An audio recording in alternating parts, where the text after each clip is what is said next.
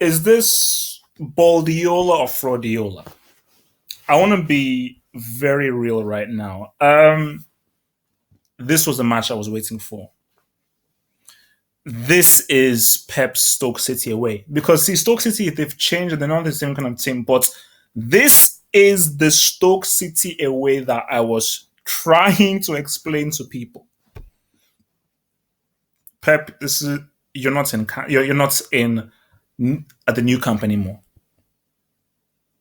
You're not at the Allianz Arena anymore. This is reality. This is Zion. When you're not plugged into the Matrix, there's no Morpheus, no Neo, no Trinity. This is Zion. This is the real world. You've taken the red pill. Okay, you've taken the red pill. What was this match about? First of all, for Leicester, this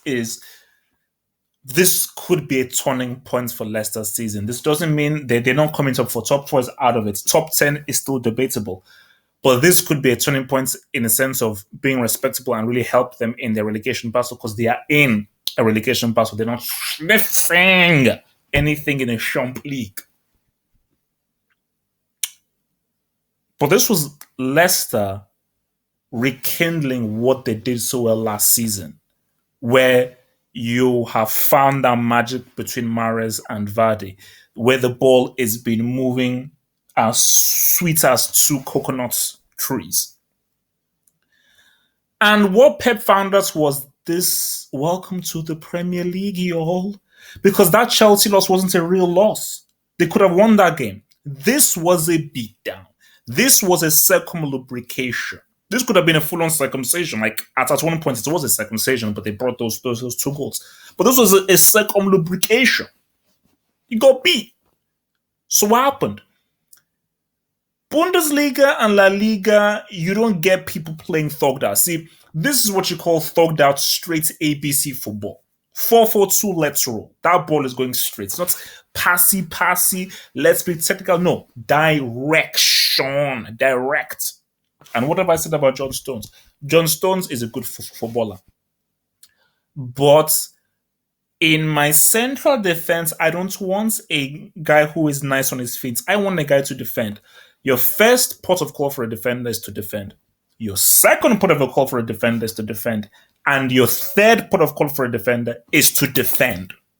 Fourth and fifth, then show me your skills, but defend. Because as good as Bonucci is on the ball, that boy knows how to do the ABC of defending. So for John Stones, don't try and be what you're not yet.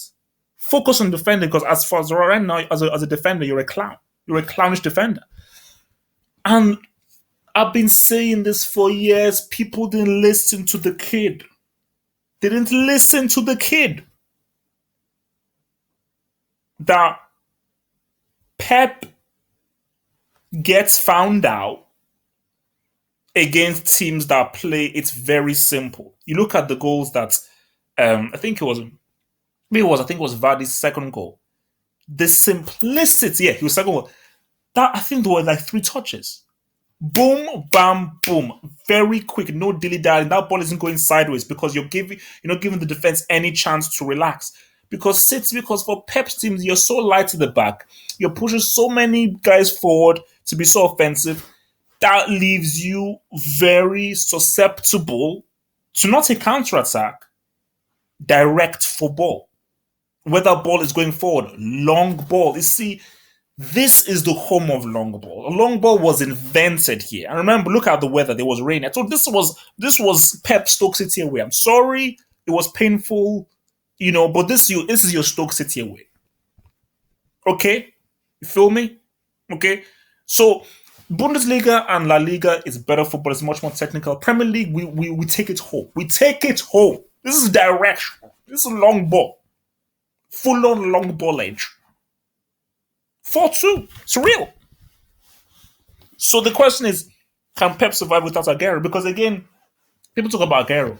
Fernandinho was a huge loss. This kid has played every single minute for Pep. And by him not being in there, because remember, your midfielder, especially like a Fernandinho, he gives you tackling. He gives you physicality. He gives you structure. And he gives you possession. Okay? It gives you full-on possession. Possessiones. Let's bring some Spanish up in there because Pep is Spanish. Um, but I think it would be foolhardy to say because look, Pep he's going to go into the under review section of the Brick Academy. That has to happen. Two losses in a row, especially this loss, you were 4-0 down. You've got to go into the under review section. Okay. But I think he can bounce back. I mean, this doesn't mean that Pep is done or is a fraud, even if Fraudiola is a very nice name. But it just means that you know what, you got founders. And as for Leicester, can they keep this up? They were missing Vardy. If they can get Vardy scoring and really get Vardy playing, doing his thing, then that'd be huge. Because remember, for Leicester, you're losing Mahrez in the Nations Cup in January. It's happening. I'm sorry, it's going to happen. So the key thing is for Ranieri, can you keep this? Do not let this be a flash in the pan. Do not let this just be an aberration, like an anomaly. They have to keep up the momentum, and they've got to realize that you know what, we have to avoid relegation. In a relegation battle, let's just consolidate. But so to do that, Vardy is needed and better defending, and I think they defended a lot better. Defended a lot better because what's it called? One goal they considered was a free kick, so not from open play.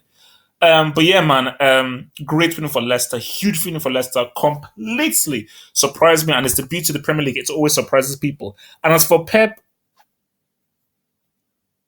if John Stones can't defend, don't play him in the team. Get a defender because other teams right now are saying, "I'm looking at John Stones. I'm going to pinpoint him, and we're going to target him because teams are going to target John Stones." And for a guy this young, it could be very hard for him to cope with that. Premier League, baby. That's why it's the most exciting league in the world. Feel me?